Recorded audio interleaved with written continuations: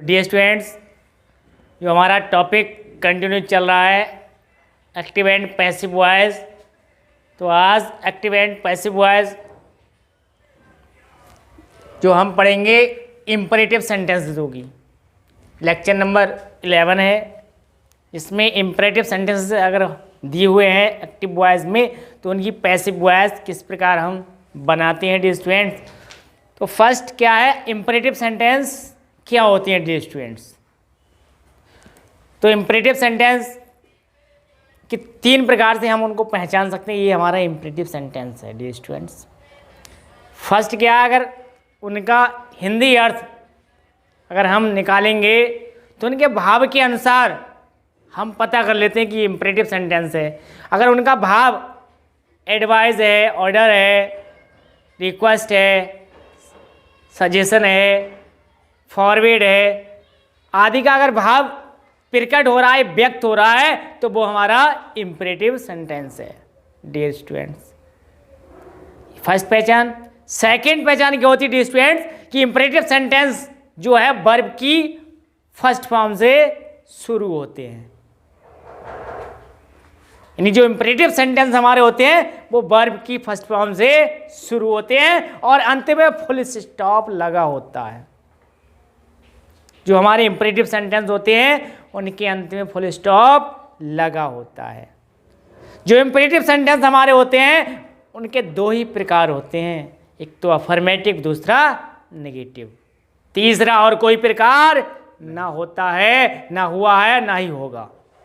तो dear students, तीसरी जो पहचान क्या होगी कि इनमें जो सब्जेक्ट होता है, कार्य करने वाला जो कर्ता होता है वो यू छिपा रहता है डियर स्टूडेंट्स। तो ये 3 पहचान थी। फर्स्ट पहचान भाव के अनुसार पहचान थी, इम्परेटिव सेंटेंस है। सेकंड पहचान वर्ब की फर्स्ट फॉर्म से शुरू होते हैं और थर्ड पहचान जो होती है कि ये सेंटेंस जो होते हैं इनमें सब्जेक्ट यू छिपा रहता है। दो डियर स्टूडेंट एग्जाम्पल के द्वारा थोड़ा एक्सप्लेन करेंगे। गिव द ऑर्डर, ये सेंटेंस मैंने लिया है यहाँ पर एग्जाम्पल। गिव द ऑर्डर, आदेश दीजिए, आदेश दीजिए। तो यहाँ पर ये भाव निकल रहा, आदेश दीजिए, तो ऑर्डर का भाव निकल रहा है, आदेश दीजिए। अब यहाँ पर गिव ये फर्स्ट फॉर्म है डियर स्टूडेंट्स, फर्स्ट फॉर्म है दी हुई, तो ये फर्स्ट फॉर्म है और इसमें सब्जेक्ट यू छिपा हुआ है और अंत में फुल स्टॉप लगा हुआ है। कैसा सेंटेंस है, इंपरेटिव सेंटेंस है। नेक्स्ट क्या है, open your books, open your books, अपनी पुस्तकें निकाल लो, ओपन योर बुक्स। तो ये देखो फर्स्ट फॉर्म आ गई डियर स्टूडेंट्स और अंत में फुल स्टॉप लगा हुआ है और सब्जेक्ट यू छिपा हुआ है। और भाव देखेंगे, अपनी पुस्तकें निकालो, ऑर्डर है, ऑर्डर है, ऑर्डर है। ओके, नेक्स्ट एग्जांपल लेते हैं।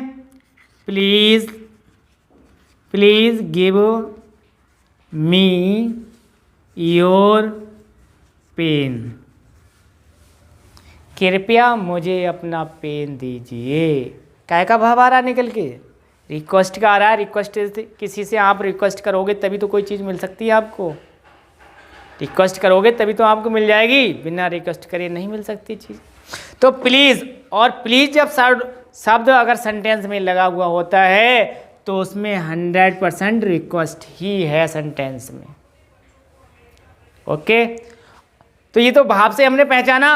अब भाव नहीं है तो वर्ब फर्स्ट तो है, वर्ब फर्स्ट है, इंपरेटिव सेंटेंस है। सब्जेक्ट यू छिपा हुआ है, किससे कहा आपने, सब्जेक्ट यू छिपा हुआ है और अंत में फुल स्टॉप लगा हुआ है, इंपरेटिव सेंटेंस है।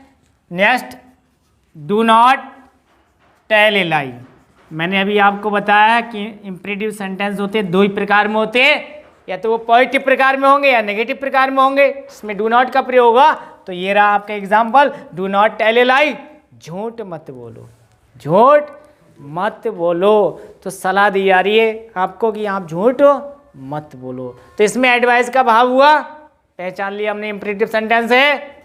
और वर्ब फर्स्ट आई इसमें, टेल आई वर्ब फर्स्ट, तो इंपरेटिव सेंटेंस है। सब्जेक्ट ही उसमें छिपा हुआ है, इम्परेटिव सेंटेंस है, और अंत में फुल स्टॉप भी लगा हुआ है, इम्परेटिव सेंटेंस है। तो डी स्टूडेंट्स नेक्स्ट, तो डी स्टूडेंट्स जब एक्टिव वॉइस का सेंटेंस इम्परेटिव हो तो उसको हम 3 विधियों के द्वारा हम उसकी पैसिव वॉइस बना सकते हैं डी स्टूडेंट्स। वो 3 विधियाँ डी स्टूडेंट्स हमारी कौन सी होती हैं? तो हमारी जो फर्स्ट विधि है, वो लेट ऑब्जेक्ट का सब्जेक्ट बी फिर वर्ब थर्ड, ये तो फर्स्ट विधि है हमारी। लेट ऑब्जेक्ट का सब्जेक्ट बी वर्ब थर्ड। अब इस विधि के द्वारा अगर कोई सा भी सेंटेंस है तो उसके हम पैसिव बना सकते हैं, लेकिन इसमें भी एक कंडीशन लागू होगी। वो कौन सी होगी वो आगे मैं आपको नेक्स्ट बताऊंगा। सेकंड विधि क्या है? ऑब्जेक्ट का subject should be verb third. इसके बाद थर्ड विधि क्या है डी स्टूडेंट्स? हमारी जो थर्ड विधि है वो यू आर ऑर्डर्ड, रिक्वेस्टेड,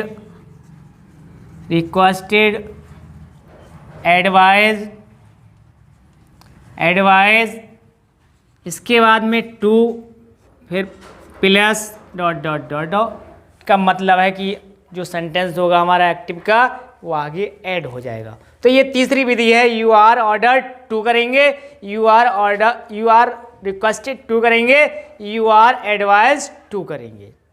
तो ये 3 विधियां हैं जिनके द्वारा एक्टिव सेंटेंस की हम जो एक्टिव वॉइस का जो सेंटेंस होगा उसकी हम पैसिव वॉइस इन 3 विधियों के द्वारा बना सकते हैं। अब इसमें भी डी स्टूडेंट मैंने आपको बताया कि इसमें भी कंडीशन लागू है, आगे बताऊंगा तो बता रहा हूँ डी स्टूडेंट। ये जो फर्स्ट विधि है, जब ट्रांसिटिव वर्ब का प्रयोग होगा, जब दिए हुए सेंटेंस में ट्रांसिटिव वर्ब का प्रयोग होगा। ट्रांसिटिव वर्ब डी स्टूडेंट वह वर्ब होती है जिस वर्ब के बाद में ऑब्जेक्ट दिया होता है। क्या दिया होता है? ऑब्जेक्ट। तो वो हमारी वर्ब कैसी कहलाएगी? ट्रांसिटिव वर्ब कहलाएगी डी स्टूडेंट। जैसे अभी यहाँ एग्जांपल के द्वारा मैं बता रहा हूँ आपको, जैसे कॉल द विटनेस, गवाह को बुलाओ। अब यहाँ पर ये तो हमारी वर्ब है और ये हमारा क्या आ गया? ऑब्जेक्ट निकल के, गवाह को बुलाओ। तो ये हमारा ऑब्जेक्ट है और ये हमारी वर्ब है। तो यहाँ पर ये वर्ब कैसी है? ट्रांसिटिव वर्ब है। कैसी वर्ब है?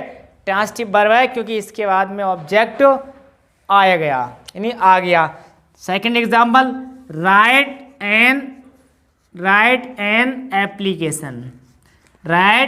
एप्लीकेशन, यानी कि प्रार्थना पत्र लिखिए। अब यहाँ पर ये वर्ब है हमारी और ये हमारा ऑब्जेक्ट है। एन एप्लीकेशन यानी प्रार्थना पत्र।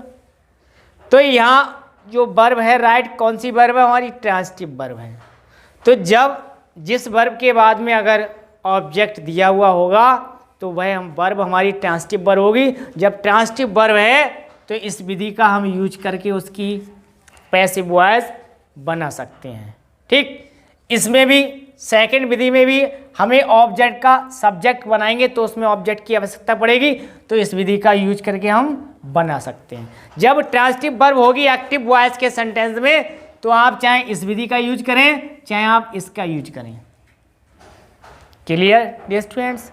तो ये जो दोनों विधियां हैं वो ऑब्जेक्ट पर डिपेंड करती हैं। जब ऑब्जेक्ट होगा एक्टिव वॉइस के सब्जेक्ट में तब हम उसकी पैसिव वॉइस बना सकते हैं, क्योंकि स्ट्रक्चर में दोनों के स्ट्रक्चर में किस चीज़ की जरूरत पड़ रही है? हमें ऑब्जेक्ट की, क्योंकि हम ऑब्जेक्ट का सब्जेक्ट बनाएंगे, ऑब्जेक्ट का सब्जेक्ट बनाएंगे। क्लियर? तो थर्ड विधि क्या है डियर स्टूडेंट्स? थर्ड विधि जो है वो भाव के अनुसार उसका हम यूज करते हैं। एक्टिव वॉइस के सेंटेंस का हम भाव निकालेंगे, उसका अर्थ निकालेंगे, तो उसके अनुसार हम उसका यूज करेंगे। अगर यदि सेंटेंस में ऑर्डर का भाव है तो हम लिखेंगे यू आर ऑर्डर्ड टू। उसके बाद में जो हमारा एक्टिव का सेंटेंस होगा उसको आगे राइट कर देंगे, हमारा पैसिव हो जाएगा।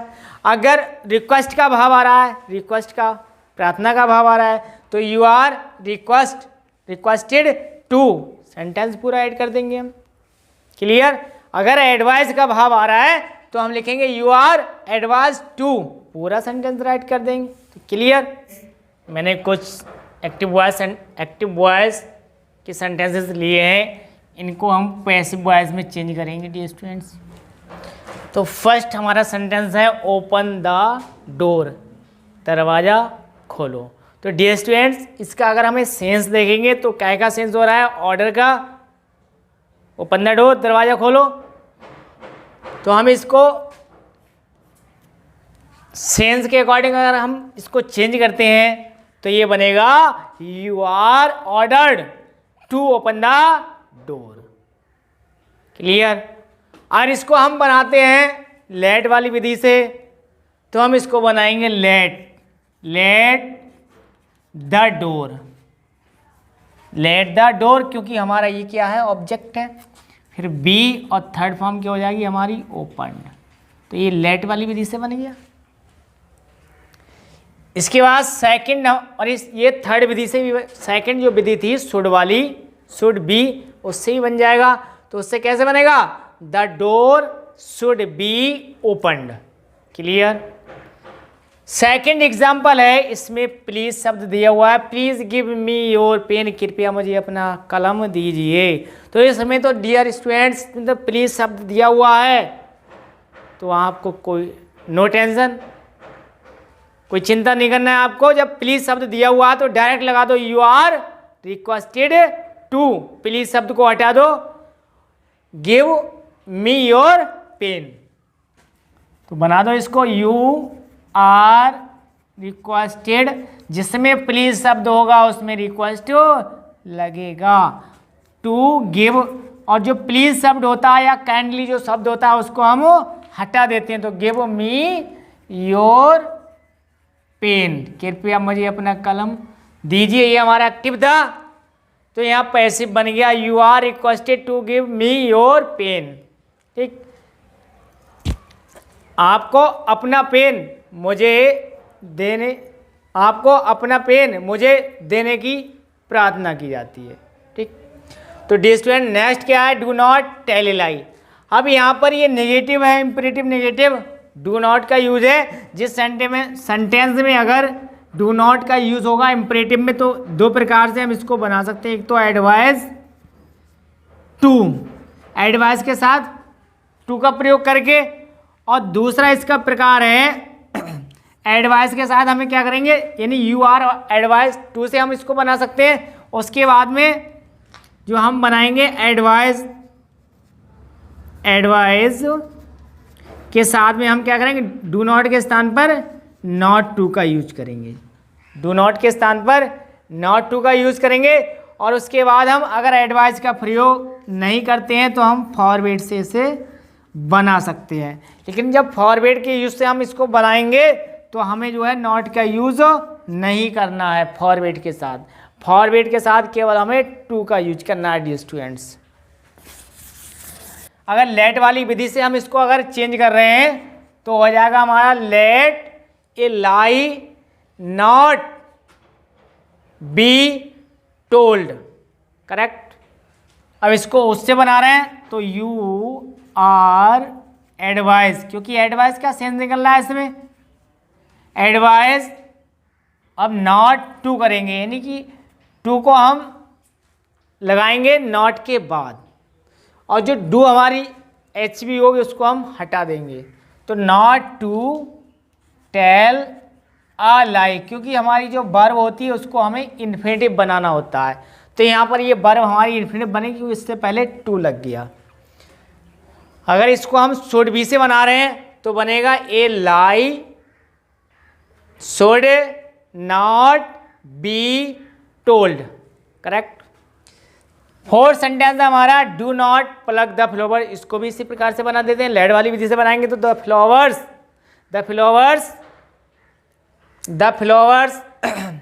Not be pulled. और उसको बना रहा है you are advise not to pluck the flowers. और इसको फॉरवर्ड से बना रहे हैं तो बनेगा you are forward to pluck the flowers. Clear? तो इसको हम बनाएंगे लेड वाली विधि से बनाते रहे। देखो द फ्लावर्स नॉट बी पोल्क्ड, इस प्रकार से बन गया। इसके बाद नेक्स्ट क्या है? रेस्पेक्ट योर एल्डर्स, अपने बड़ों का सम्मान करो। तो इसमें एडवाइस का भाव हो रहा है, तो एडवाइस का यूज के करके हम बनाएंगे तो you are advise to respect your elders. Correct हो गया पैसिव वॉइस। और इसका लेट वाली विधि से बना रहे हैं तो let your elders B respected. Should वाली विधि से बना रहे हैं तो your elders should be respected. Clear? तो बनाएंगे हम, इसमें एडवाइस का भाव हो रहा है तो you are advise to respect your elders. Clear हो गया? अब ये सेंटेंस दे रखे हमारे एक्टिव वॉइस के, इनमें जो है हमारा क्या है? गो देयर, वहां जाओ, सिट डाउन, नीचे बैठ जाओ। अब इनको हम सिर्फ एक ही विधि से बना सकते हैं पैसिव वॉइस। इनको हम तीनों विधियों से नहीं बना सकते, ना दो विधि से बना सकते हैं, सिर्फ एक ही विधि से बनाएंगे। और वो कौन सी यहाँ लागू होगी? गो देयर, वहाँ जाओ, सिट डाउन, नीचे बैठ जाओ, नीचे बैठ जाओ, बैठ जाओ, खड़े हो रहे बार बार। तो क्या है? गो देयर, वहाँ जाओ, सिट डाउन, नीचे बैठ जाओ। तो डियर स्टूडेंट देखना क्या है यहाँ पर, जो वर्ब वो हाई हमारी वो कौन सी वर्ब है? इंट्रांसिटिव वर्ब है। तो डियर स्टूडेंट ये एक नोट पॉइंट है इंट्रांसिटिव वर्ब का, नोट कर लेना। मैं बोल रहा हूँ नोट पॉइंट बोल रहा हूँ, नोट कर लेना आप लोग। जब एक्टिव वॉइस के सेंटेंस में इंट्रांसिटिव वर्ब दी हो तो पैसिव वॉइस हम उसकी you are ordered, requested, advise to से बनाते हैं। लेट बी या शुड वाली विधि से उसका पैसिव वॉइस नहीं बनाते हैं। करेक्ट?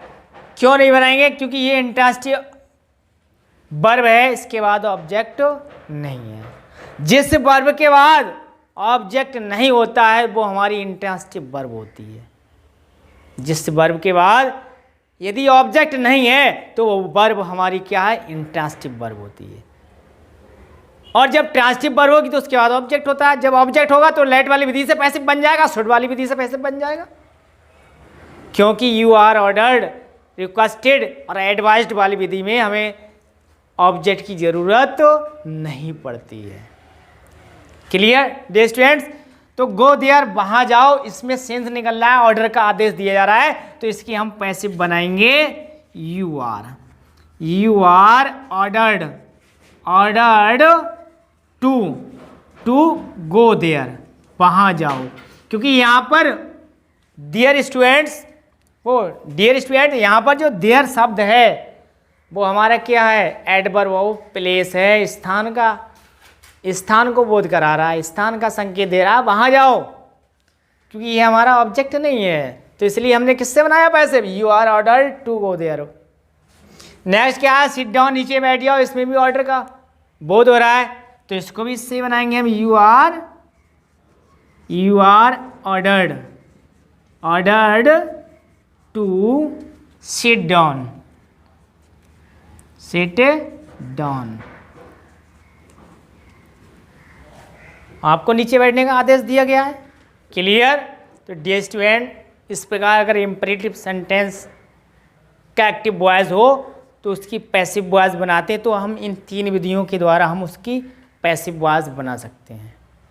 Clear dear students? तो dear student watching for thanks. तो डियर स्टूडेंट्स आपको मेरा वीडियो कैसा लगा अच्छा लगे लाइक करें, शेयर करें और मेरे चैनल को सब्सक्राइब करें। तो डियर स्टूडेंट्स, मिलते हैं नेक्स्ट लेक्चर में। तब तक के लिए नमस्कार, जय हिंद, जय भारत।